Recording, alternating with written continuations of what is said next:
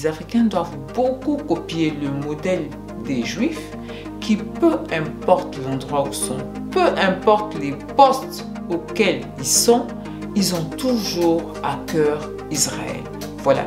Donc les Africains, ça doit être la même chose. Que les Africains soient aux États-Unis, qu'ils soient en Chine, qu'ils soient en Europe, etc., etc., ils doivent toujours avoir à cœur leur continent. Voilà. Hello, je suis Jessica Gédé, multi-entrepreneur en Afrique. Je suis dans la restauration, dans l'immobilier, dans l'agroalimentaire et dans l'esthétique. Ici, vous êtes sur ma chaîne et nous parlons d'entrepreneuriat, de business et d'investissement. Si ce sont des thématiques qui vous intéressent, je vais vous demander quelques petites choses. Partagez cette vidéo, likez cette vidéo, commentez cette vidéo, mais surtout, abonnez-vous!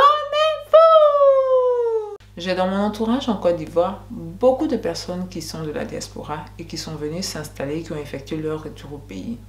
Bien, il y a deux chemins que ces personnes-là empruntent. Les premières personnes qui empruntent le chemin du succès et les deuxièmes personnes, le deuxième groupe de personnes qui sont malheureusement les plus nombreux, qui empruntent le chemin, je vais dire, de la défaite. Le fait qu'il y ait autant d'échecs parmi les membres de la diaspora qui effectuent leur retour au pays, leur retour sur le continent africain, m'emmène à me demander, est-ce que toutes les personnes de la diaspora doivent vraiment rentrer en Afrique? Est-ce que l'Afrique est faite pour toutes les personnes de la diaspora? Mes valeureux, j'aimerais que cette problématique-là, vous me mettiez en commentaire votre opinion par rapport à ça. Est-ce que tous les Africains doivent vraiment rentrer en Afrique pour pouvoir y vivre? Bien. Moi, déjà, pour pouvoir répondre à cette question, je vais être claire. Pour moi, tous les Africains ne doivent pas rentrer en Afrique pour pouvoir y vivre. Voilà. Tous les Africains de la diaspora, évidemment, ça s'entend, ne doivent pas rentrer en Afrique pour y vivre. Parce que tout le monde n'a pas les mêmes capacités, tout le monde n'a pas les mêmes possibilités. Et puis tout le monde n'a peut-être même pas la même envie. Voilà, tout le monde n'a pas la même envie. Voilà, donc on ne peut pas obliger, ça ne peut pas être un dogme. Tous les Africains de la diaspora doivent rentrer en Afrique, point barre. Non, ça ne se peut pas, de toute façon ça ne va pas se faire. Il faut vraiment que les gens aient le choix de pouvoir voir les relations qu'ils veulent entretenir avec le continent. Bien. Par contre, moi, ce que je pense, c'est que tous les Africains doivent avoir à cœur, tous les Africains de la diaspora doivent avoir à cœur leur continent. Ils doivent avoir cette vision de penser qu'il faut qu'ils apportent leur petite pierre à l'édifice en construction qu'est l'Afrique, peu importe l'endroit où ils se trouvent. Voilà. Je pense que les Africains doivent beaucoup copier le modèle des Juifs qui, peu importe l'endroit où ils sont, peu importe les postes auxquels ils sont, ils ont toujours à cœur Israël. Voilà. Donc, les Africains, ça doit être la même chose. Que les Africains soient aux États-Unis, qu'ils soient en Chine, qu'ils soient en Europe, etc., etc., ils doivent toujours avoir à cœur leur continent. Voilà. Et ceci peut se décliner en plusieurs groupes. Hein. Voilà. Il peut y avoir un premier groupe d'Africains qui vont effectuer un retour. Voilà, un retour pour s'installer définitivement sur le continent avec le savoir évidemment qu'ils vont acquérir dans tous les endroits du monde où ils sont partis. Voilà, essayer de venir implémenter tout ce qu'ils ont appris dans les différentes parties du globe sur le continent pour essayer de le faire avancer avec les Africains qui sont sur place évidemment, parce que rien ne peut se faire sans les Africains qui sont sur place. Voilà, donc il y a cette première attitude-là, il y a ce premier groupe-là. Évidemment, avec ce premier groupe, il est hyper important pour que ça réussisse, pour que ça ne soit pas comme tous ces Ivoiriens, tous ces Africains que je vois en Côte d'Ivoire et qui se cassent la gueule d'une manière terrible. Voilà, c'est surtout c'est le fait de se casser la gueule, là, c'est surtout ce que moi je remarque dû à l'impréparation. Voilà. Les gens se disent qu'ils vont venir comme ça. Moi, je suis de la diaspora, je descends en Afrique et puis paf, tout marche pour moi. Non, non. Non.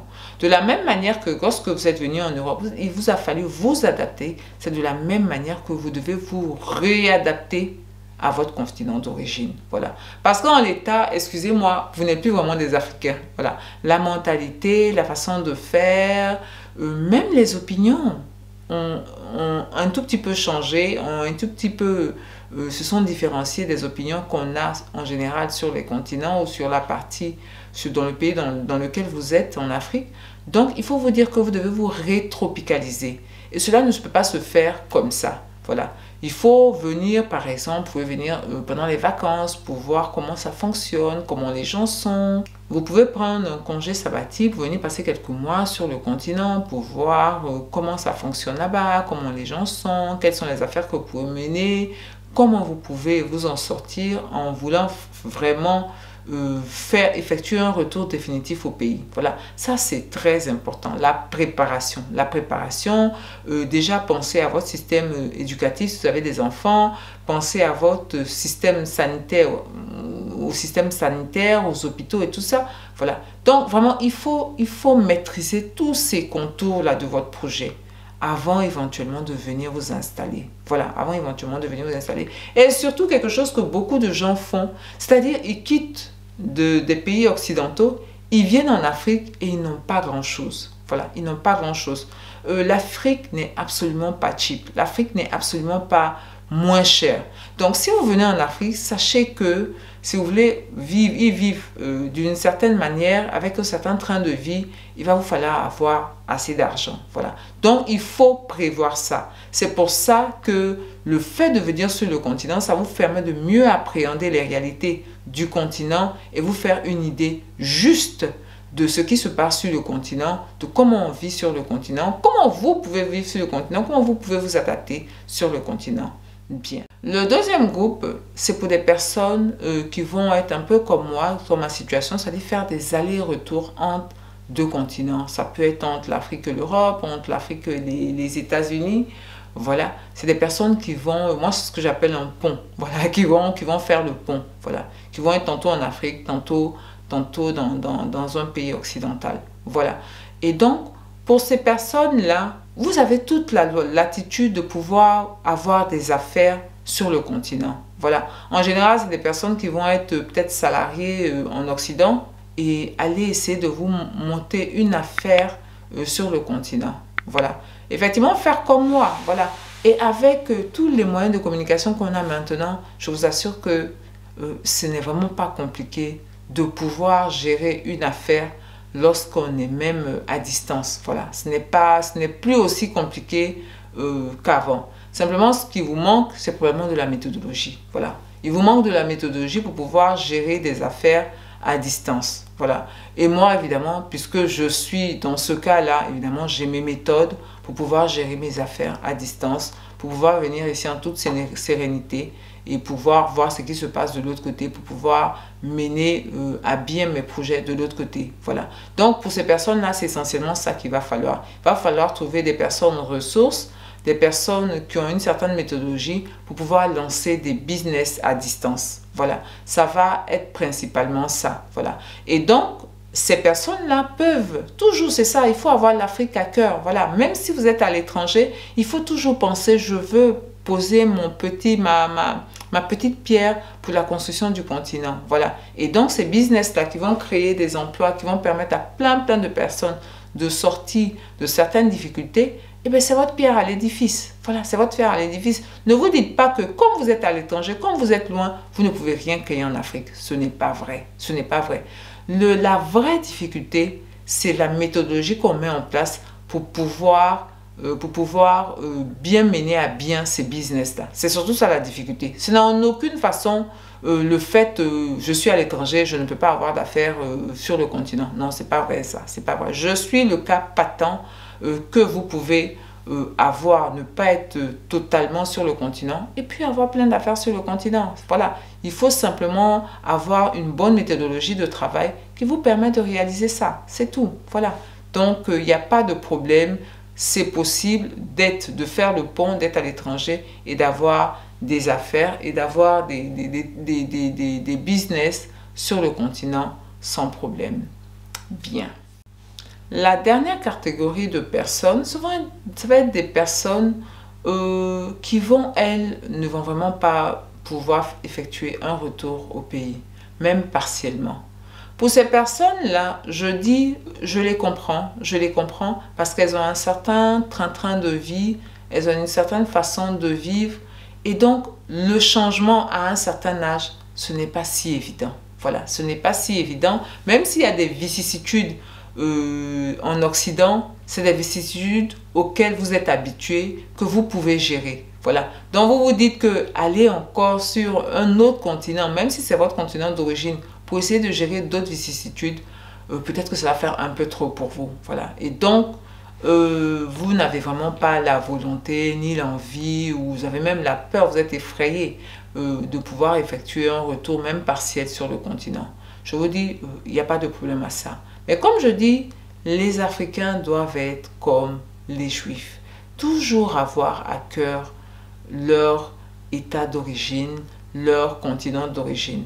Donc, si vous êtes dans ce cas-là et que vous avez vraiment beaucoup de difficultés à aller sur le continent, même de manière partielle, vous pouvez vous lancer dans des projets d'investissement. Vous avez plein de compagnies, plein de start-up qui demandent des financements. Voilà, vous, ça peut être votre pierre à l'édifice de la construction du continent. Voilà, prendre de l'argent, investissez pas de grosses sommes, hein, des petites sommes. Voilà, investissez des petites sommes pour pouvoir aider ces start-up-là à se financer, à évoluer, à avancer. Ça peut être votre grain de sable que vous mettez pour l'édification du continent. Voilà, vous avez la possibilité de faire ça.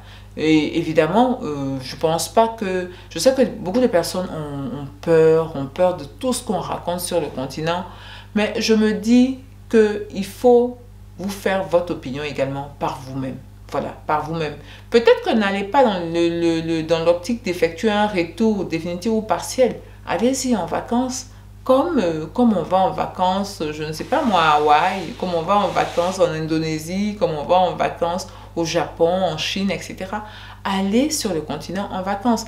Aller sur le continent en vacances, c'est également permettre au continent de se développer parce que quand vous allez là-bas, vous allez dépenser. Voilà.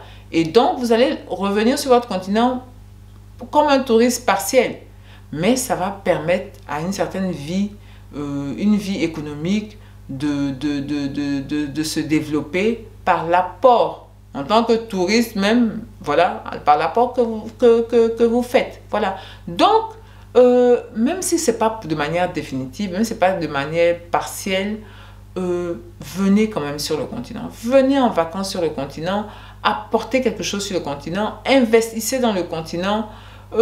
Ceci va vous-même vous permettre d'avoir un certain statut dans l'endroit où vous vous trouvez. Parce que si vous avez un continent qui se développe, qui est en plein développement, qui est en pleine croissance, vous-même, votre statut, dans l'endroit où vous êtes, votre statut va évoluer. Voilà. La perception que les gens vont avoir de vous va également être différente. Voilà. Donc, on ne peut pas faire l'économie d'avoir à cœur notre continent d'origine. Ce n'est pas possible parce que même si on est en Occident, la vision qu'on a de notre continent, la vision que des personnes étrangères ont de notre continent, cette vision-là, elle va nous rattraper. Voilà, elle va nous rattraper et donc va peut-être entraîner le fait que nous ayons certaines difficultés dans l'endroit où nous sommes. Donc, nous ne pouvons pas faire l'économie de ça. Voilà. Donc, d'une manière ou d'une autre, on doit avoir à cœur notre continent. Que ce soit par un retour définitif, que ce soit par un retour partiel, ou que ce soit même par des investissements, par des visites de temps en temps sur le continent en tant que touriste, d'une manière ou d'une autre. On doit pouvoir contribuer au développement du continent. Je voudrais terminer en disant que l'Afrique est un continent formidable. L'Afrique, c'est un Eldorado. L'Afrique, c'est un continent qui ne demande qu'une petite goutte d'eau pour pouvoir faire grandir le beau baobab qu'il est et qui va se donner de très beaux fruits à ses enfants. Bien. Je finis en vous disant, portez-vous bien, prenez soin de vous et de vos familles et on avance ensemble.